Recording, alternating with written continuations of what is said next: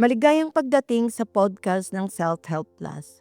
Ako si Wana at sasamahan ko kayo sa paglalakbayin na ito. Ang podcast ng SH Plus ay may 5 episode na naglalaman ng mga epektibong ehersisyo para harapin ang stress at iba pang impormasyon at kasanayan na makakatulong sa inyo. Anong ibig sabihin ng tulong sa sarili?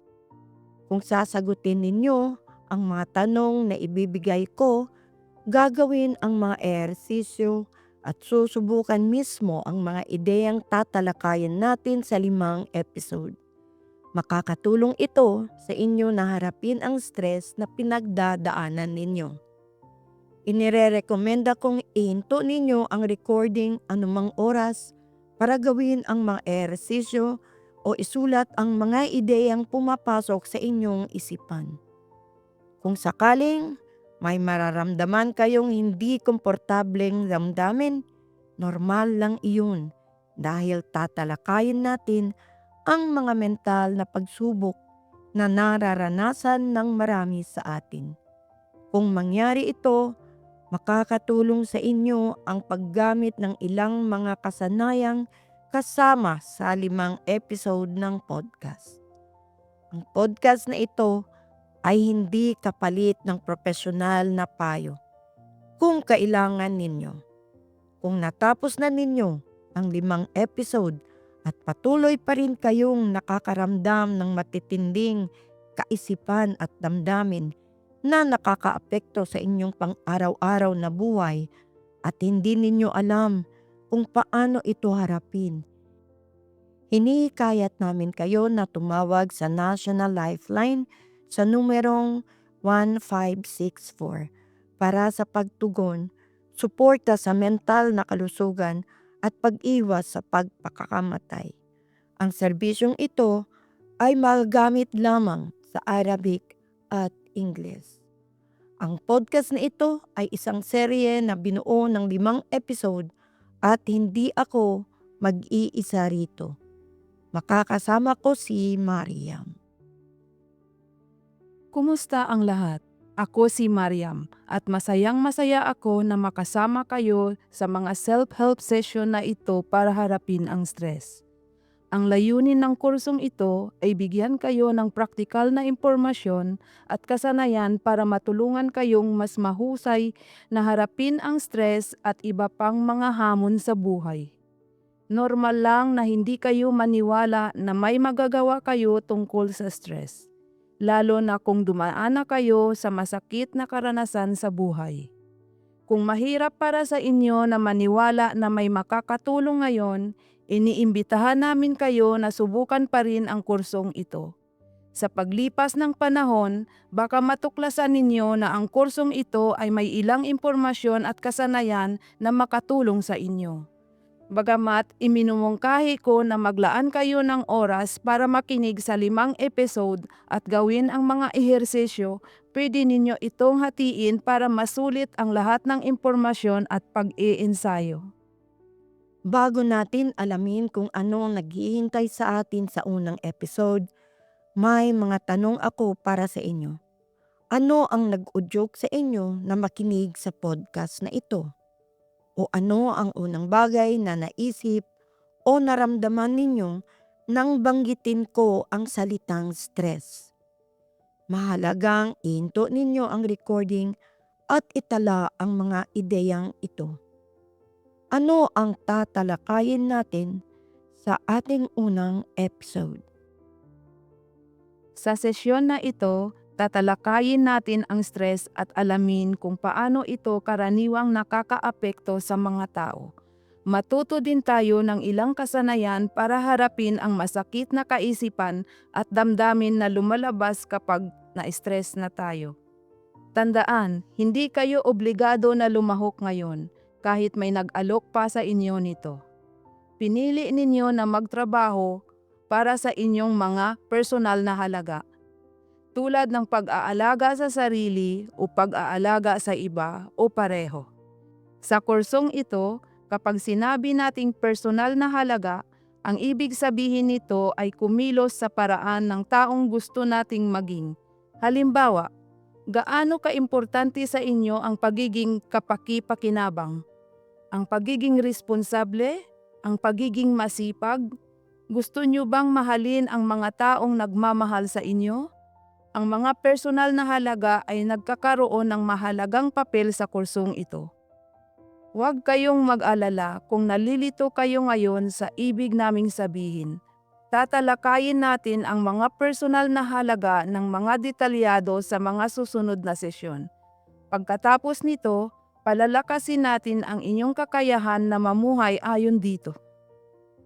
Ngayon, alamin pa natin ang konsepto ng stress at kung ano ang ibig sabihin ng pagiging stuck or naiipit.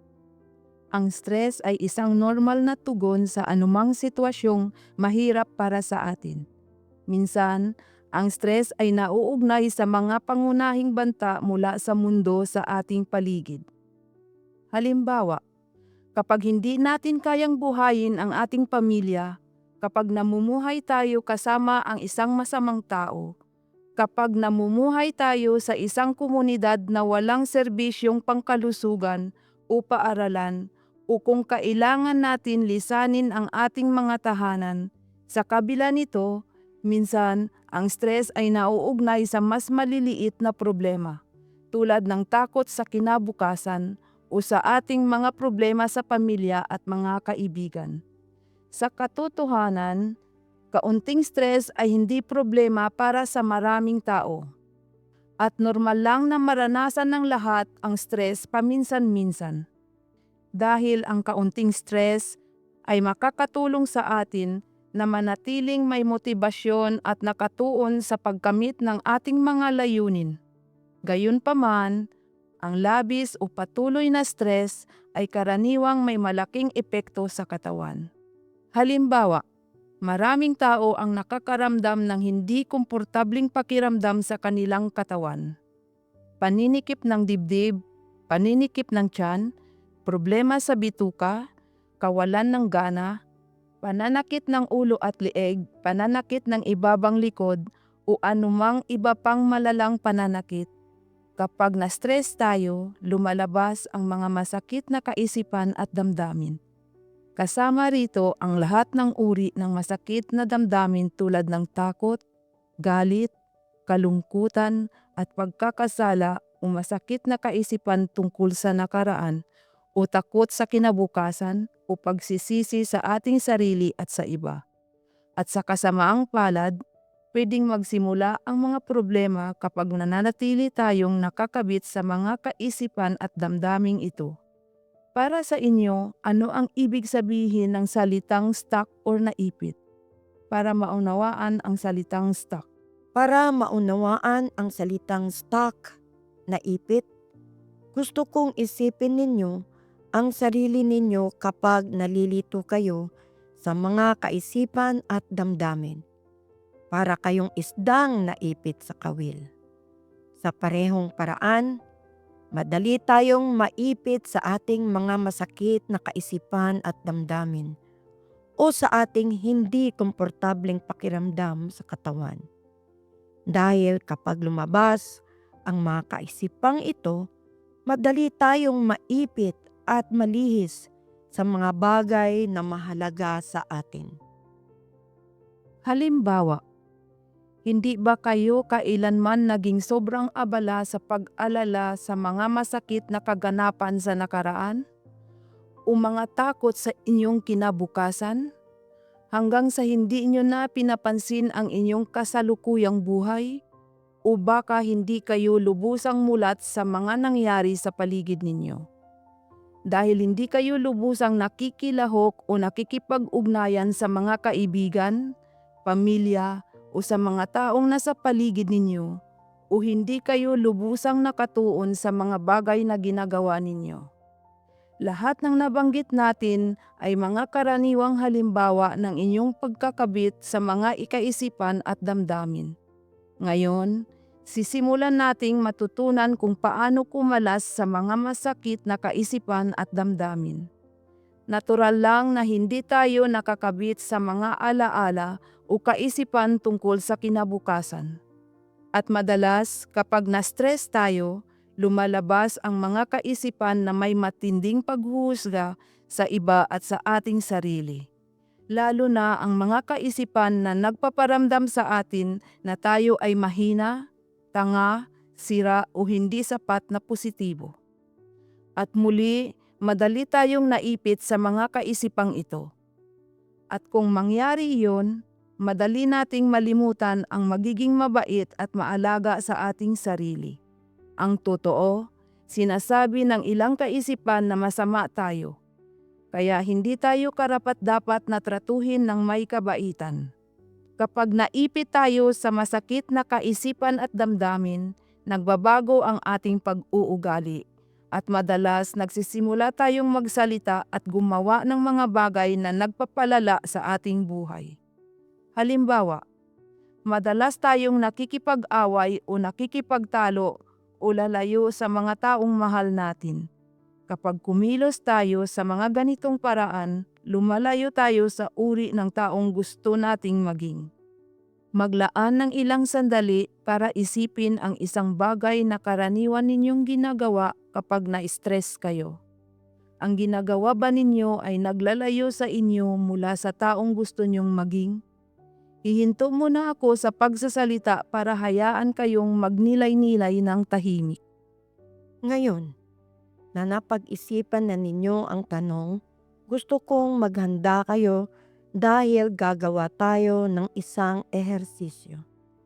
Para magawa ninyo ito ng maayos, iinto muna ang recording, maghanda ng isang tasa ng inumin na hindi nakakalasing at bumalik, nandito lang ako. Handa na ba kayo? Ang layunin ng ehersisyong ito ay subukan natin na ibigay ang ating lubos na atensyon sa aktibidad na ginagawa natin. At sa kasong ito, ang aktibidad ay ang pag-inom ng inumin na hindi nakakalasing. Alam ko, tinatanong ninyo kung ano ang kinalaman ng pagbibigay ng atensyon sa pag-inom ng inumin na hindi nakakalasing sa pagharap sa mga stress. Ipapaalam ko sa inyo kung paano. Kapag nasa ilalim ng stress, maraming tao ang nakakaramdam na mas nagiging aligaga sila. Nahihirapan silang magtuon ng pansin sa mga bagay na kanilang ginagawa. Bakit nangyayari ito? Karaniwan itong nangyayari dahil nagiging bihag ang mga tao sa kanilang mga damdamin at kaisipan. Nag-aalala sila sa kinabukasan o nag-aalala sa isang masamang bagay mula sa nakaraan.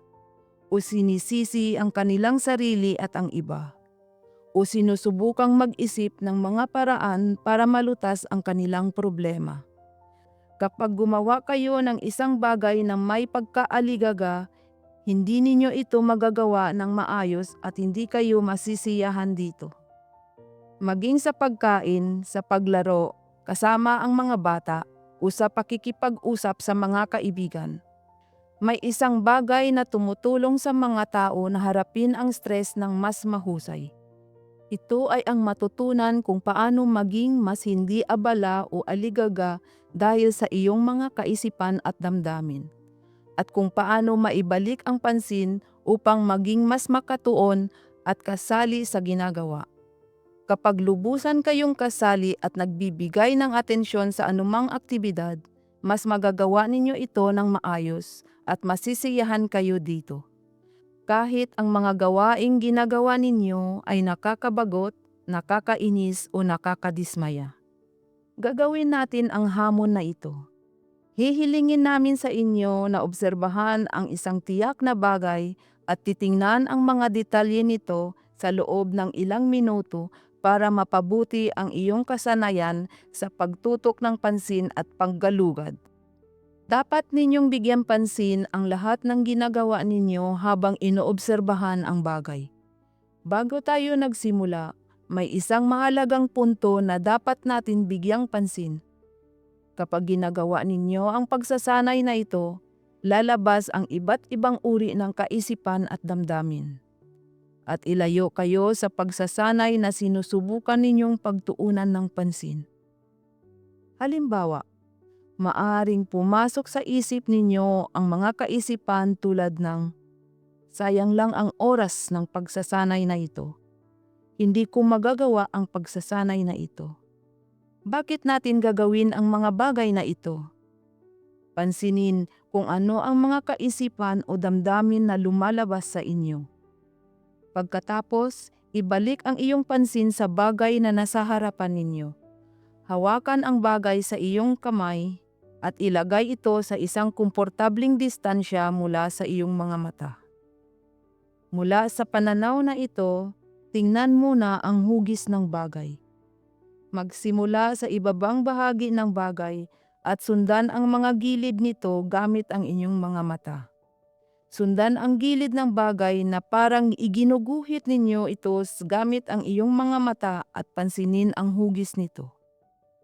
Pansinin kung may isa o higit pang kulay. Pansinin kung saan nagtatapos ang isang kulay at nagsisimula sa isa pa. Sumasalamin ba ang liwanag sa bagay? Ngayon, ilapit ninyo ang bagay sa inyong harapan at obserbahan kung nagbabago ang napapansin ninyo tungkol sa dito. Kung napansin ninyo ang inyong isipan ay naghuhusga sa bagay tulad ng gusto ko ito o ang pangit nito, pansinin lang ang paghuhusga. Pagkatapos, ibalik ang inyong atensyon sa eksaktong nasa harapan ninyo at pansinin ang bagay kung ano ito. Hawakan ang bagay sa iyong mga kamay at damhin kung ito ba ay mainit o malamig. Pansinin kung ito ba ay magaan o mabigat, malambot o magaspang. Ngayon, dahan-dahang ilapit ang bagay sa inyong ilong. Habang humihinga kayo, pansinin kung may amoy ang bagay. Kung mapansin ninyo ang anumang damdamin o paghuhusga na nag-uugnay sa amoy, pansinin lang ang mga damdamin at kaisipan na ito at ibalik ang inyong atensyon sa amoy ng bagay. Mahina ba o malakas ang amoy ng bagay? Ilapit ang bagay sa iyong ilong.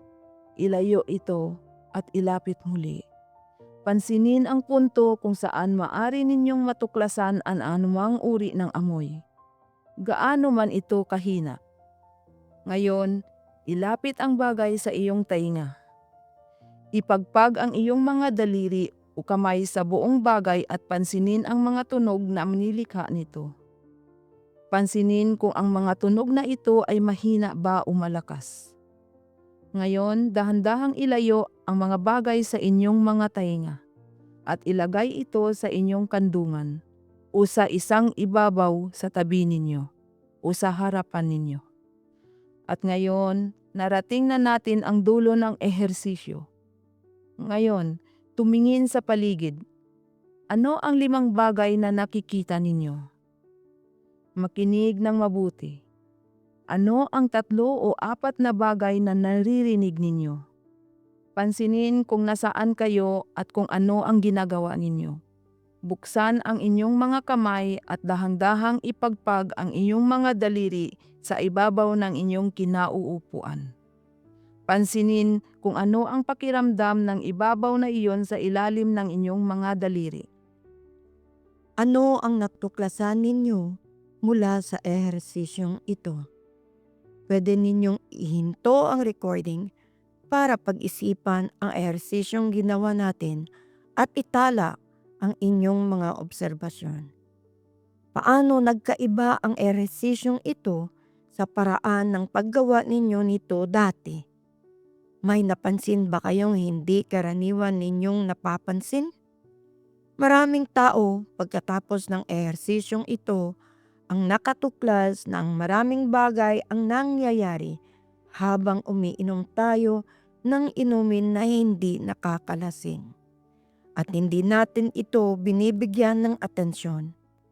Halimbawa, ang paraan ng paggalaw ng dila, ang paraan ng paglunok o tunog at galaw ng paglunok.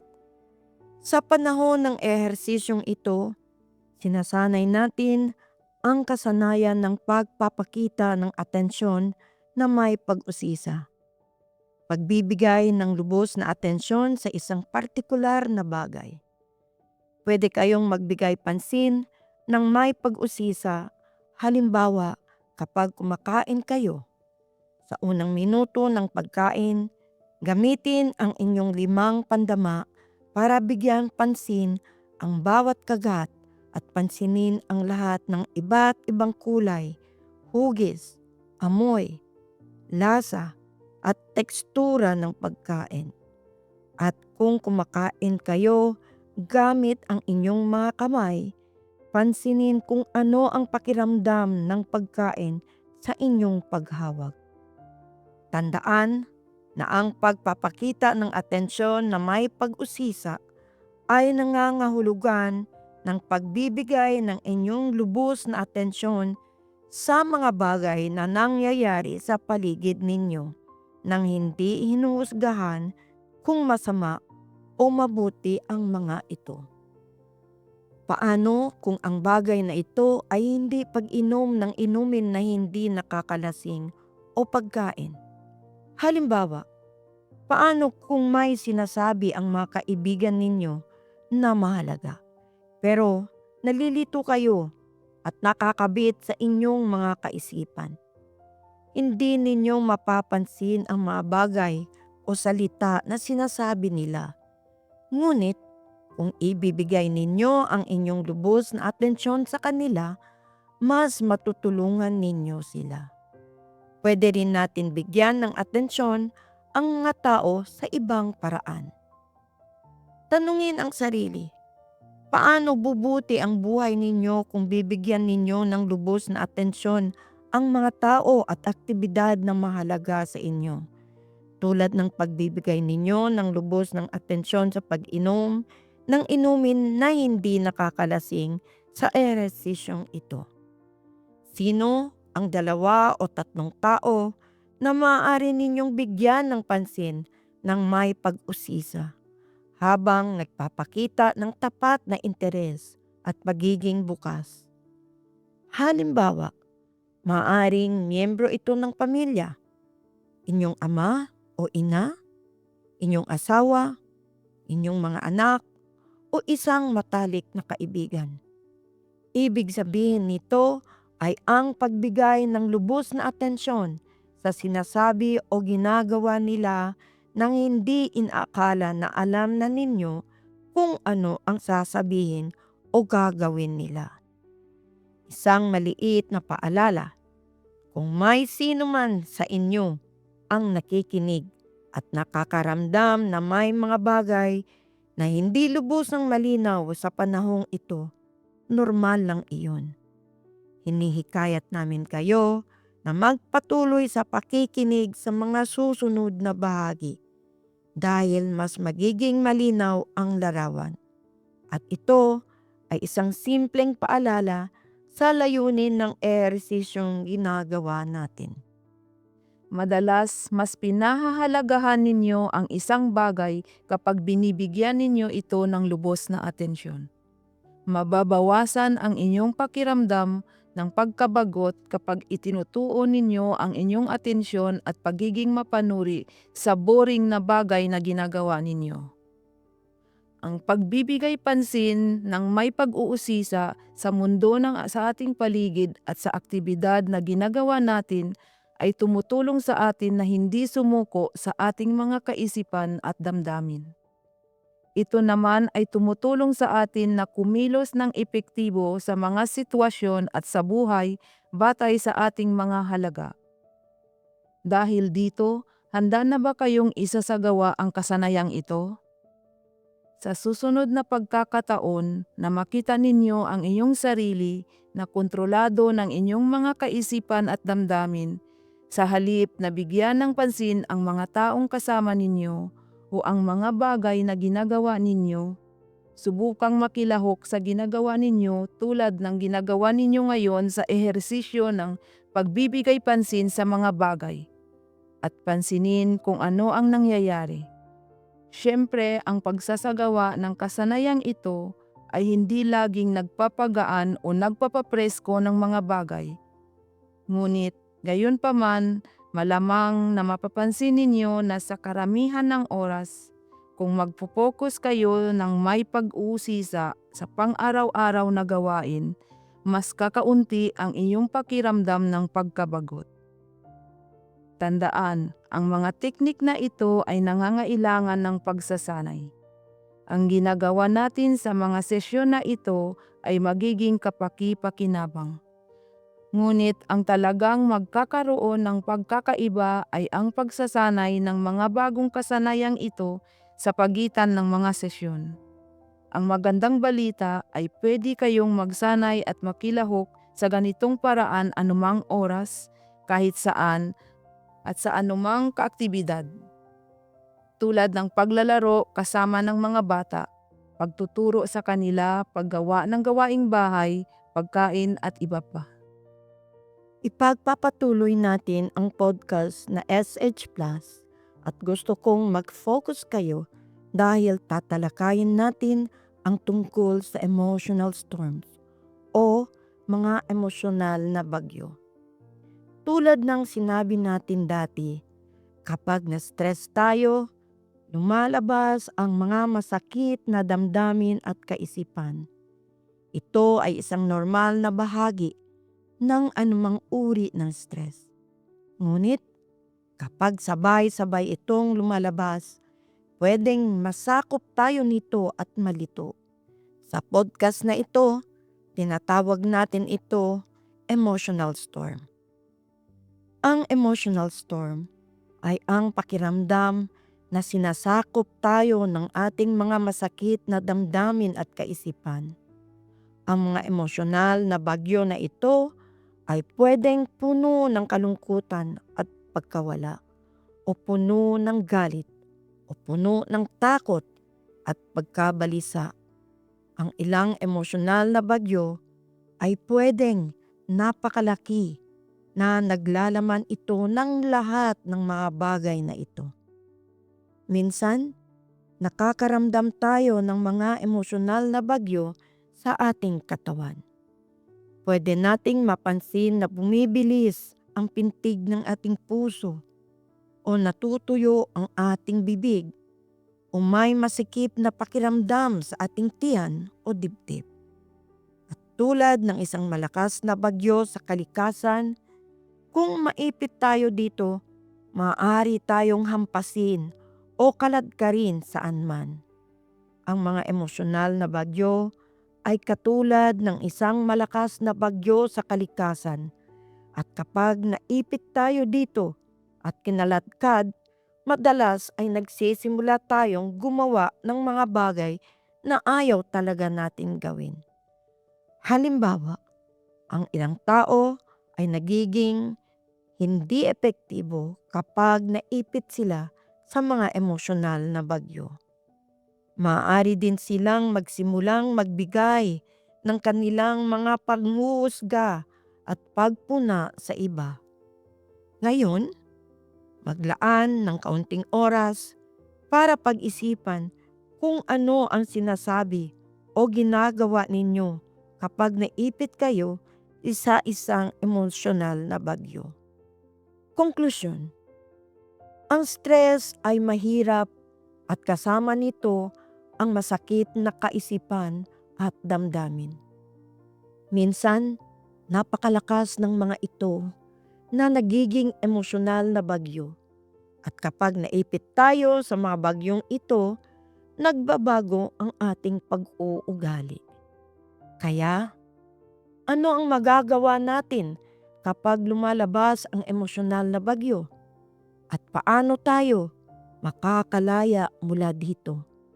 Matutunan natin ang paraan sa pamamagitan ng isang bagong prinsipyo sa ating episode, ang grounding or pagpapanatag. Ang grounding ay isang paraan para harapin ang mga emosyonal na bagyo at ang matinding emosyonal na sitwasyon. Dahil sa mga sandaling ito, maaari tayong mawala sa ating mga kaisipan at damdamin at mawalan ng koneksyon sa ginagawa natin. Ang proseso ng grounding ay nagbabalik sa atin sa kasalukuyang sandali. Iba-iba ang mga teknik sa grounding. Ang ilan ay gumagamit ng ating 5 pandama: tunog, pakiramdam, amoy, lasa, at paningin, para direktang kumonekta sa mga tao o bagay na nasa harapan natin sa sandaling ito. Ang iba pang teknik sa grounding ay nakasentro sa paghinga. Tandaan, hindi natin sinusubukan alisin ang ating masakit na damdamin at kaisipan sa pamamagitan ng teknik ng grounding. Sa halip, sinusubukan natin kalasin ang ating sarili mula sa pagkaipit sa mga damdamin at kaisipan na ito at kumonekta sa mundo sa paligid natin. Subukan natin mas maunawaan ang grounding at subukan ang isang ehersisyo. Minsan, napakalaking tulong na isipin ang grounding sa pamamagitan ng pag-i-imagine na nasa tuktok kayo ng isang malaking puno.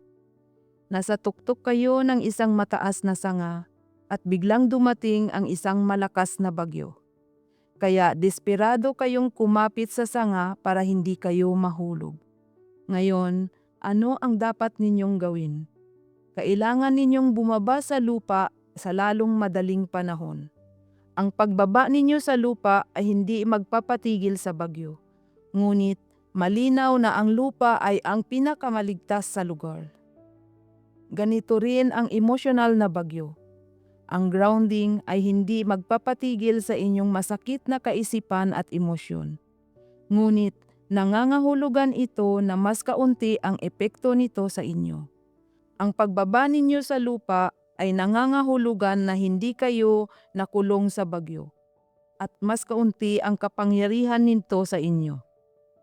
Kung nasa tuktok kayo ng puno, malamang na hindi kayo makakagawa ng anumang kapaki-pakinabang maliban sa pagkapyot sa mga sanga. Halimbawa, kung mayroon kayong maliit na anak sa ilalim ng puno, hindi ninyo siya matutulungan o mapapahinahon habang nasa taas kayo. At kung mayroon kayong mga bagay sa lupa, hindi nyo ito makokolekta para protektahan mula sa hangin. Ngunit sa sandaling nasa lupa na kayo, maari ninyong hawakan ang inyong mga anak at pakalmahin sila o kolektahin ang mga mahahalagang bagay hanggang sa humupa ang bagyo. Ang parehong prinsipyo ay totoo sa emosyonal na grounding. Kapag nasa gitna kayo ng emosyonal na bagyo, mahirap gumawa ng anumang kapaki-pakinabang para sa inyo o sa iba. Ang ating grounding ay hindi nagpapatigil sa emosyonal na bagyo, ngunit pinapanatag at pinapanatiling ligtas kayo hanggang sa humupa ito. Mabilis na grounding exercise. Ngayon, subukan nating gawin ang isang maikling ehersisyo sa grounding. Anuman ang nararamdaman ninyo ngayon, kahit na komportable kayo at wala kayong masakit na kaisipan o damdamin, pwede ninyong gawin ang ehersisyong ito. Sundin lang ang lahat ng tagubilin. Sa pamamagitan ng pagsasanay na ganitong paraan, kahit na maganda ang pakiramdam ninyo, inihahanda ninyo ang inyong sarili para sa mga panahong maaring lumitaw ang mga mahirap na sitwasyon. Pakisuyong gawin ang ehersisyong ito ng tahimik. Umupo ng tuwid. Maaring gusto ninyong ipikit ang inyong mga mata para sa mas malalim kayong makapasok sa ehersisyo. Kung ayaw ninyong ipikit ang inyong mga mata, ituon ang inyong tingin sa isang punto at maglaan ng sandali para pansinin kung ano ang iniisip at nararamdaman ninyo ngayon. Ngayon, subukang maghanap ng paraan para bagalan ang iyong paghinga. Mula sa ilong, huminga ng malalim at ilabas ang hangin. Dahan-dahang idiin ang inyong mga paa sa lupa. Dahan-dahang ilabas ang inyong mga kamay. At kung gusto ninyo, idiin ang inyong mga kamay sa isa't isa. Pansinin kung nasaan kayo. Tumingin sa paligid ng may pag-usisa. Maghanap ng 5 bagay na nakikita ninyo. Tukuyin ang 3 o 4 na bagay na naririnig ninyo. Langhapin ang hangin. Ano ang amoy nito? Mainit, malamig, presko, tuyo o basa? Ano ang naaamoy ninyo sa hangin? Pansinin. Nasaan kayo at ano ang ginagawa ninyo? Ilagay ang inyong mga kamay at hawakan ang isang bagay. At pansinin kung ano ang nararamdaman ninyo sa ilalim ng inyong mga diliri. Iunat ang inyong katawan sa paraang gustong ninyo. Iunat ang inyong mga kamay o paa, inyong likod o leeg. Pansinin sa oras na ito ang posibilidad na lumitaw ang masakit na kaisipan o damdamin. Pansinin na kaya na ninyong kumilos sa paraang gusto ninyo at kaya na ninyong pumili ng mga salitang sasabihin ninyo at kung paano ito sasabihin ng mahinahon o malakas. Mahalagang pansinin ito dahil ang paraan ng pag-apekto ninyo sa mundo sa paligid ninyo ay sa pamamagitan ng inyong mga aksyon at ginagawa sa pamamagitan ng mga salitang sinasabi ninyo at kung paano ninyo ito sinasabi. At ngayon, maglaan ng ilang segundo para pansinin kung ano ang nararamdaman ninyo. Umaasa kami na nararamdaman ninyong mas nakasentro kayo, mas malayo sa inyong mga kaisipan at damdamin, at mas konektado sa mundo sa paligid ninyo. Kung hindi ito nangyari sa inyo, o kung medyo kakaiba ang pakiramdam ninyo, tandaan, ang mga reaksyon na ito ay karaniwan.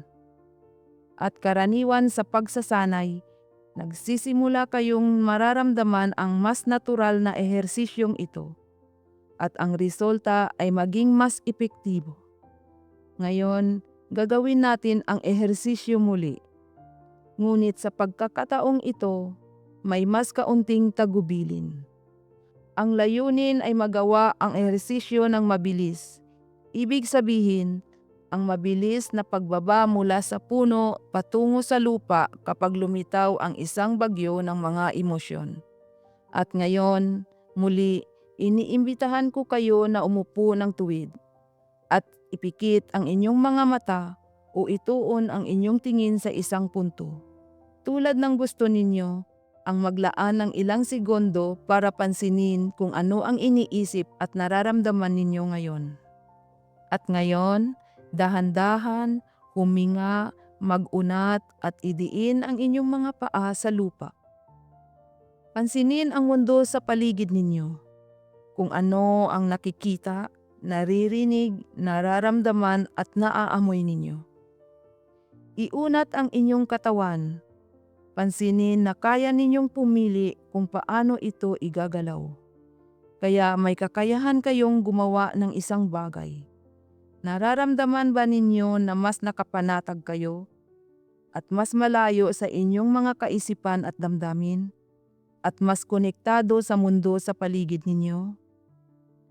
May isa pang napakahalagang bagay na dapat ninyong maunawaan tungkol sa grounding. Ang grounding ay hindi nangangahulugan ng pag-alis sa ating masakit na kaisipan o damdamin o pagpapatigil sa emosyonal na bagyo. Kundi kapag lumitaw ang bagyong ito, ang grounding ay tumutulong sa atin na mananatiling ligtas at konektado hanggang sa lumipas ang bagyo. Ngayon, maaring pumasok sa isip ninyo, ano ang maganda sa iyan? Gusto kong alisin ang mga masakit na kaisipan at damdamin agad. Naiintindihan namin ang kaisipang iyan, ngunit ang katotohanan ay hindi natin mapigilan ang ulan at hangin sa pamamagitan lamang ng paghiling nito. At hindi rin natin maaalis ang ating masakit na kaisipan at damdamin sa pamamagitan lamang ng ating pagnanais na mag-isip o maramdaman ng iba. Kapag dumating ang isang tunay na bagyo, maaaring hindi ninyo ito tanggapin. Ngunit huwag ninyong subukang kontroling ito. Dahil alam ninyong hindi ninyo ito magagawa. Mas mainam na tanggapin na aalis ang bagyo sa tamang panahon. at kailangan ninyong ituon ang iyong mga aksyon sa pagpapanatili sa inyong sarili na ligtas ng hindi tinatangay. Gusto kong ipaalam sa inyo na kung nalito kayo sa panahon ng ehersisyo, normal lang iyon. At ang pagkalito ay hindi nangangahulugang na may ginawa kayong mali. Pansinin lang na nalilito kayo at ibalik ang inyong atensyon sa pag-focus sa inyong paghinga. Sa maraming pagkakataon, kung nakaramdam kayo ng pagkahilo, ibig sabihin ay huminga kayo ng mabilis o malalim. Subukan huminga ng dahan-dahan. Hindi kailangan na tumagal ang ehersisyo ng grounding. Pwede ninyo itong gawin anumang oras at saan man sa loob ng 1 minuto o 2 habang bukas ang iyong mga mata kahit hindi lubusang tahimik ang paligid. Pwede ninyong gawin ang ehersisyong habang naghihintay kayo ng isang bagay o bago pagkatapos ng anumang aktibidad tulad ng paglaba, pagkain o pagluluto. Muli, pinapaalala ko sa inyo na kung may mga bagay na hindi ninyo naunawaan, normal lang iyon. Dahil ang karamihan sa mga konseptong ito ay maaaring bago sa inyo. Umaasa ako na magpapatuloy kayo sa pakikinig at susubukan ninyo hanggat maaari at pansinin ang anumang pagbabago na nangyayari sa inyo. Bago natin tapusin ang unang episode ng podcast na SH Plus, ipinapaalala namin sa inyo na sanayin ang 2 pangunahing kasanayan na natutunan natin ngayon. Ang unang kasanayan ay pagpapakita ng atensyon na may pag-uusisa, tulad ng ginawa ninyo sa ehersisyo sa pag-inom. Sanayin ang pagpapakita ng atensyon sa isang tao o 2 sa inyong buhay at isang aktibidad o 2 sa inyong pang-araw-araw na gawain tulad ng pagkain o paglalakad. Ang pangalawang kasanayan ay grounding, kung saan pinapansin ninyo ang iniisip at nararamdaman ninyo. Nagpapabagal ng kaunti at bumabalik sa pag-focus sa ginagawa ninyo sa kasalukuyang sandali. Makikita ninyo sa episode na ito ang link sa isang libro na naglalaman sa mga ginagawa natin ngayon. Ang libro ay pangunahin ng binubuo ng mga larawan na may kaunting salita.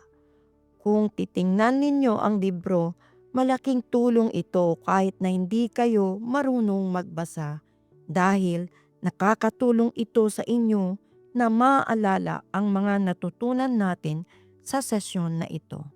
Pinapaalala din namin sa inyo na maaari kayong tumawag sa National Lifeline sa numerong 1564 para sa pagtugon, suporta sa mental na kalusugan at pag-iwas sa pagpakamatay.